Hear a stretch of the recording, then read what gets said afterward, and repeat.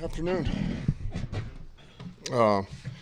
Injuries, so we'll see where Swift's at. I do think he feels better now than he kind of was last week, so that's a good sign. I think, we see him working through the week, and I think he's going to be better. And but we'll gauge that today. Charles Harris will work back into practice. Deshaun Elliott will work back into practice. Mike Hughes will work back into practice. We start Cabinda's clock today, so he'll start practicing. So that's the state of the roster where we're at. Questions?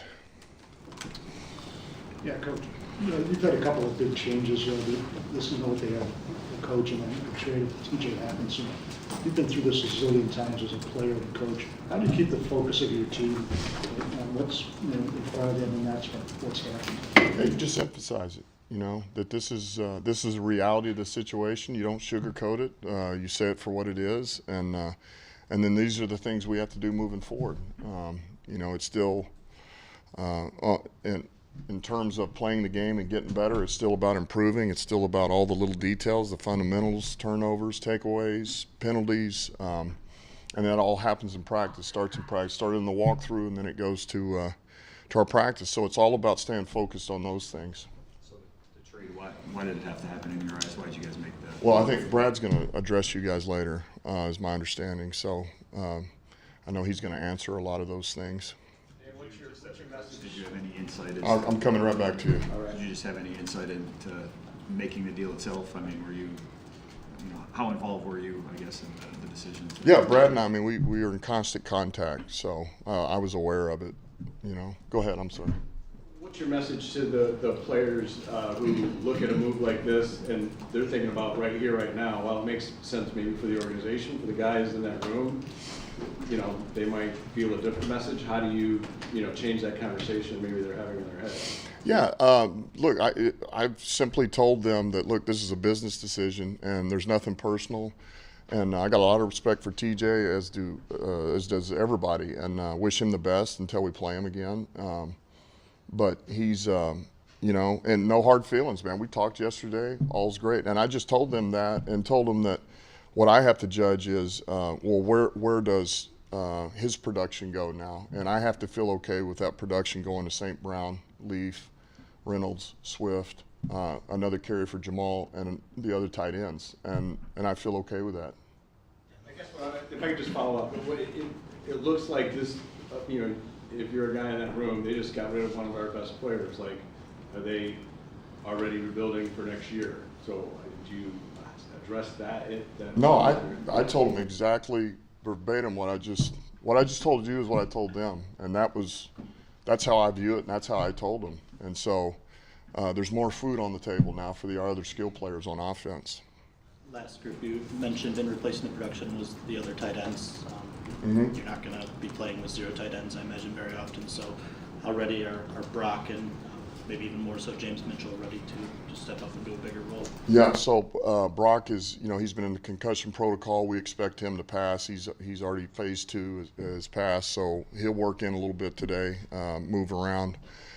And so we anticipate having him for the game. Mitchell is every week gotten a little bit better. He hasn't gotten a heavy load, but he's going to get more on his plate now, and we think he'll be ready for that. We think he's going to be ready for that. Works hard, he's smart, and then there's a chance we bring Zylstra, or we'll look at Cabinda too, see how he practices through the week. So we have some flexibility here to decide what we're going to do. Are you, I guess, changing the construct of the offense in any way, given just TJ's expertise at the position? Not necessarily. I mean, certainly there'll be things that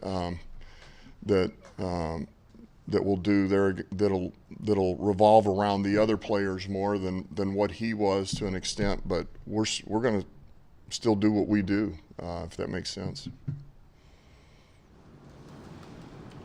Man, that was it, right? Brock's the same case as Hamanara last week, pulled out by a spotter and yes. never really tested positive. Yes. I would say that he had a little more symptoms than really Saint had. So there was a little something that he had, but I know Tuesday, yesterday, he was pretty clear. I mean, he felt good. He didn't feel anything. So, and now it's just about going through the protocol. Coach, the difficulty of dealing with Aaron Rodgers this week? Well, we all know what kind of quarterback he is. You know, it's the same song and dance. He's seen every look you can see. He's always, you know, 3 steps ahead. He's mobile. He can move in the pocket. He can, you know, he's got a great arm. I mean, he just, you know, he's one of the greats for a reason. So he's somebody that we know the damage that can be done with him, and so certainly trying to close the pocket in on him will go a long way, and we got to challenge these receivers. That's a team that's fallen on some hard times, maybe unexpectedly a little bit this year. Alex said he doesn't really buy into that because of Aaron Rodgers, like he's still capable of being Aaron Rodgers. Yeah, I agree with that, but I agree with it for their team too. I mean, that's what they've known, and so they got plenty of guys over there that are capable of making plays. They have some good players, and they're, you know, and look, they got a lot of pride. You know, they want to get out of the mess, no different than we do. So we're both seeking the same thing, is to break a losing streak. Dan, sorry to ask this before, but Taylor Decker said after the game Sunday that it was, I think, exhausting. How do you, and I assume he's not the only player that feels that way, how do you navigate that sense?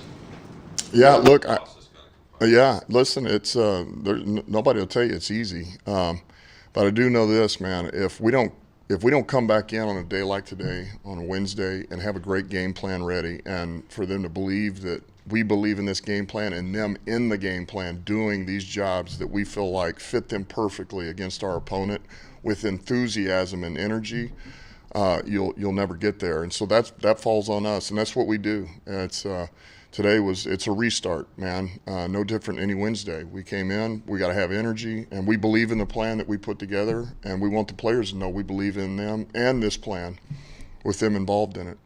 Just one more thing about the trade. You know, I think everyone understands, right, that you get some draft picks that help you in the future, but obviously you're in the business of winning now too.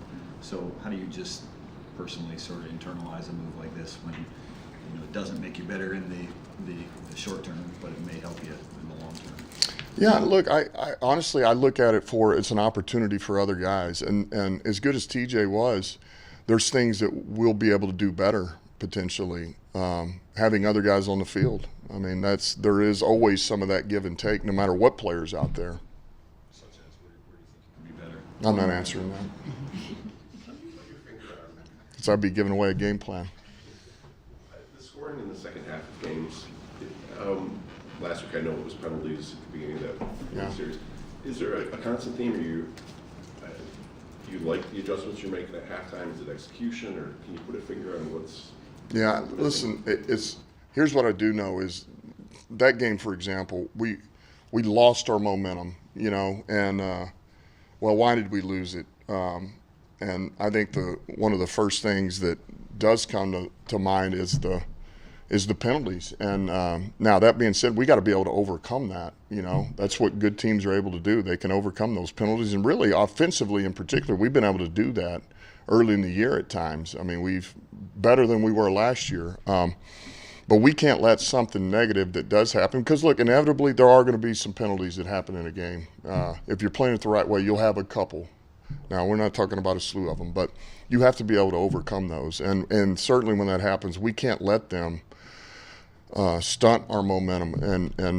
And at that point, if it's not happening there, it's got to happen from the defense, right? They got to pick up the slack, get the ball back to the offense, and vice versa. So you guys have heard me talk about it. There's so much about complementary football, or our special teams have to come up with a big play. You know, we have to get a block punt, or we, you know, create a takeaway, things of those nature. Secondary's identity to be post Aubrey. I noticed coming out of the bye, you guys have been playing some more zone, just cover 1 more in Dallas, cover 3 more against Miami. Maybe, you know, matching schematically, but what do you think you guys are trending towards being in the back end? Yeah, look, I think really a hybrid, a little bit of both, and I think we're going to cater to our players' strength is what we're really going to hone in on, particularly this week. What does Brian Duker bring to that DB room, and does he bring your staff? Yeah, listen, he's highly intelligent. He's a good teacher. He's really good in game situations as well. But I think there's just him in general. There'll be, you know, look, he and AG worked together at Cleveland. years ago, and I know he's got a lot of faith in him. But there's, I think there's some things they both believe in, and there's ways that we can really just, I think, simplify the tools in their toolbox is the best way to say that. That'll help, and help everybody back there. Yep.